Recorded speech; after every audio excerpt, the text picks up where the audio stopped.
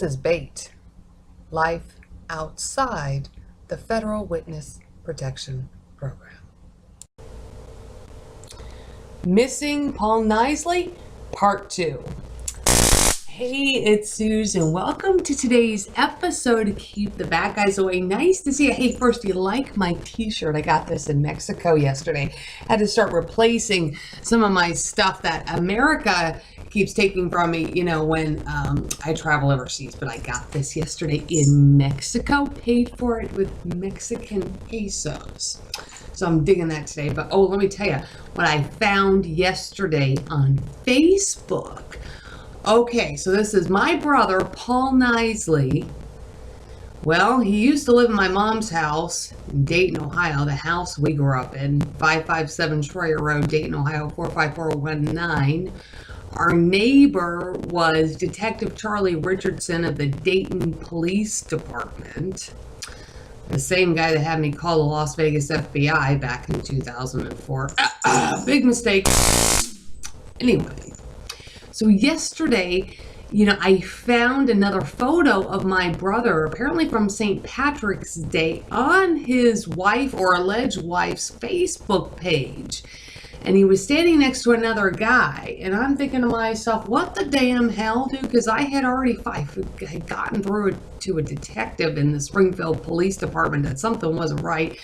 I gave him the number of, you know, Special Agent Paul Burkholder. I'm like, dude, you know what? Call him. Something's not right because Deputy Jennifer of the U.S. Marshal Service has missing persons reports. You know, I don't know what to think about that.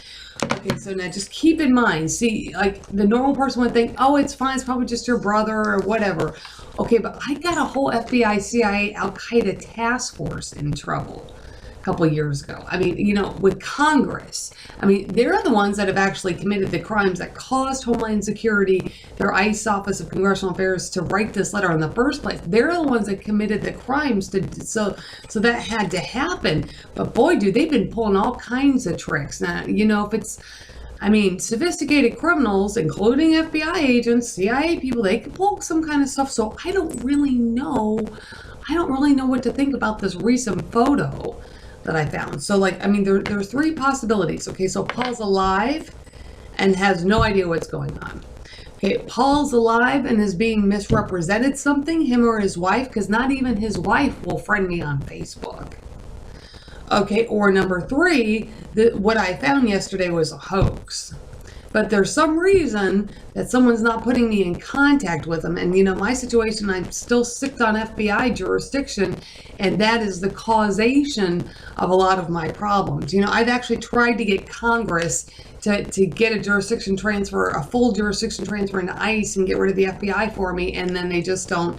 They seem to be very, very resistant to do that. But so anyway, I don't know what to think about this photo I found of Paul. Is it real? Not real.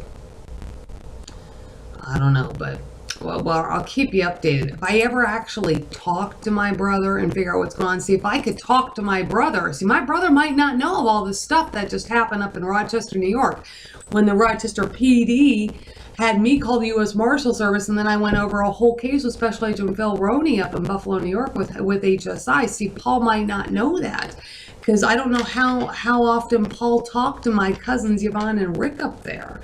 I mean, you know, our family was never that close just because we didn't live in the same city, you know, but it's not like we hated each other per se or anything like that. We've just never, ever, way before any of this ever happened, we've just never been that close of a family. So Paul may not have any idea. And then see, if I could talk to Paul, I'd be able to figure out where my mom is or what he might know about my mom too, seeing everybody else.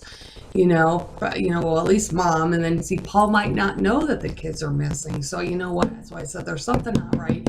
Something not right, but I did find a recent photo on Facebook, so we'll just have to take it like that and go from there. But anyway, it's today's episode on the insanity. Keep the bad guys away / human trafficking. Be careful. There's terrorists and there's human trafficking perpetrators out there.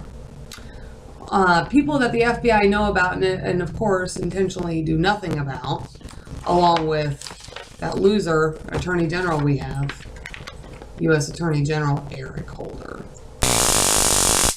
See you next time.